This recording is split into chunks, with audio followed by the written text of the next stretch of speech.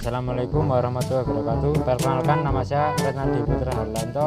Saya Dwi Putra Andriansyah. Saya Wendy Putra Akbar. Dan saya Mas Agus.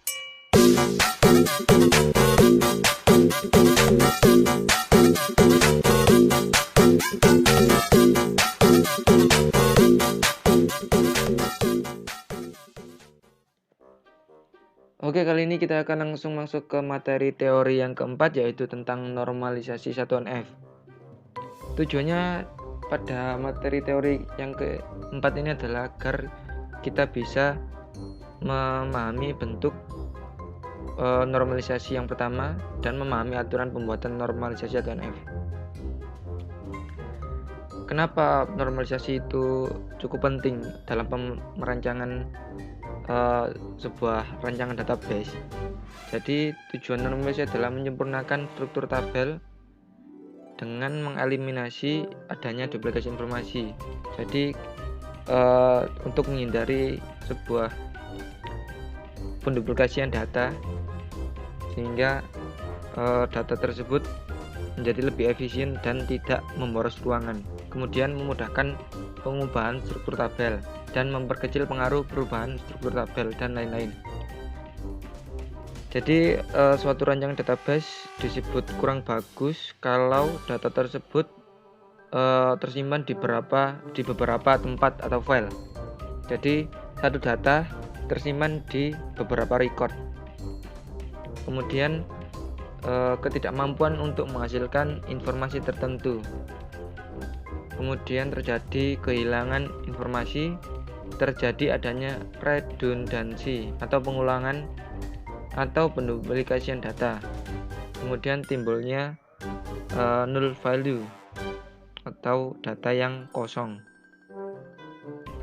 Kehilangan informasi bisa terjadi bila pada waktu merancang database kita melakukan proses dekomposisi yang keliru, sehingga data tersebut menjadi nol atau kosong.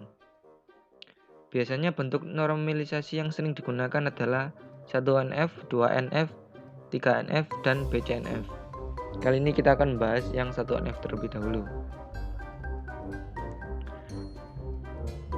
Kemudian kita akan membahas FD atau functional dependency. Functional dependency yaitu ketergantungan fungsional, khususnya dalam melakukan dekomposisi rancangan database. Jadi misal ada atribut B yang memiliki ketergantungan dengan atribut A, maka simbolnya dapat dicontohkan seperti A harapan ke B. Berarti A secara fungsional menentukan B, dan B secara fungsional tergantung pada A dengan kondisi jika dan hanya jika untuk setiap row data pada tabel T pasti ada 2 row di tabel T dengan nilai untuk A yang sama, maka nilai B pasti juga sama. Jadi diberikan 2 row atau row R1 dan row R2 dalam tabel T di mana A ke B, sehingga jika RA sama dengan R1A sama dengan R2A, maka R1B sama dengan R2B.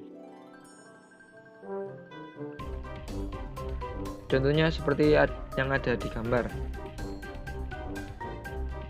Nama tergantung pada NRP-nya. Jika NRP-nya berubah, maka namanya juga berubah. Kemudian nilai tidak tergantung pada NRP saja. Satu NRP bisa mendapatkan nilai yang berbeda-beda, tetapi nilai tergantung pada NRP juga mata kuliah dari suatu tabel. NRP tidak tergantung pada mata kuliah. Jadi mata kuliah bisa memiliki beberapa NRP, dan NRP tidak hanya memiliki satu nilai. Jadi nilai itu tergantung pada NRP dan mata kuliah sesuai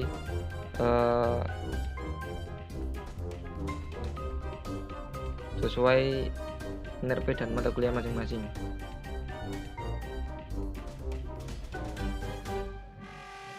Normalisasi 1NF mengubah dari bentuk tabel tidak normal atau unnormalized tabel menjadi bentuk normal atau 1NF. Suatu relasi R disebut 1NF jika dan hanya jika kondisi tabelnya dari unnormalized dirubah ke bentuk normal dengan kondisi semua atribut value-nya harus atomik atau tidak boleh ada atribut yang komposit atau multi value. Jadi harus memiliki satu nilai.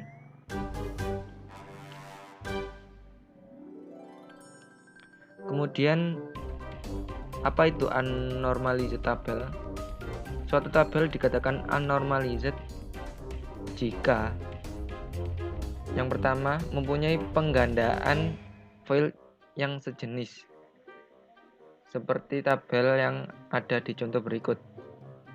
Tabel siswa A mengambil mata kuliah ABC. Jadi tabel siswa di atas mempunyai 3 field yang sejenis, yaitu mata kuliah 1, mata kuliah 2, dan mata kuliah 3. Sehingga tabel di atas termasuk unnormalized. Jika kita isikan nilai datanya, maka akan terjadi kemungkinan null value atau data mata kuliah yang diambil bisa lebih dari 1 atau multi value. Kemudian suatu tabel dikatakan unnormalized jika elemen datanya kemungkinan untuk null value atau tidak berisi. Contohnya seperti yang ada di gambar, Budi memiliki nomor SIM 123, sedangkan Amin belum memiliki SIM. Jadi untuk field SIM pada nama Amin adalah nol atau tidak berisi, sehingga tabel di atas dikatakan unnormalized. Kemudian suatu tabel dikatakan berada pada bentuk normal 1 jika ia tidak berada pada bentuk unnormalized tabel. Unnormalized tabel siswa disebabkan karena adanya multi value kolom atau MK, sehingga dilakukan proses normalisasi 1NF.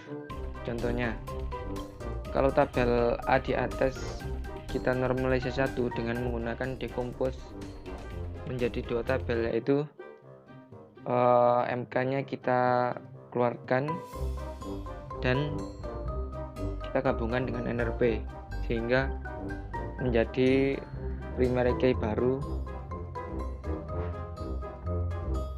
Kemudian untuk nomor SIM tadi kita pindah sehingga menjadi primary key yang baru. Sekian presentasi. Novinasia. Yeehaw.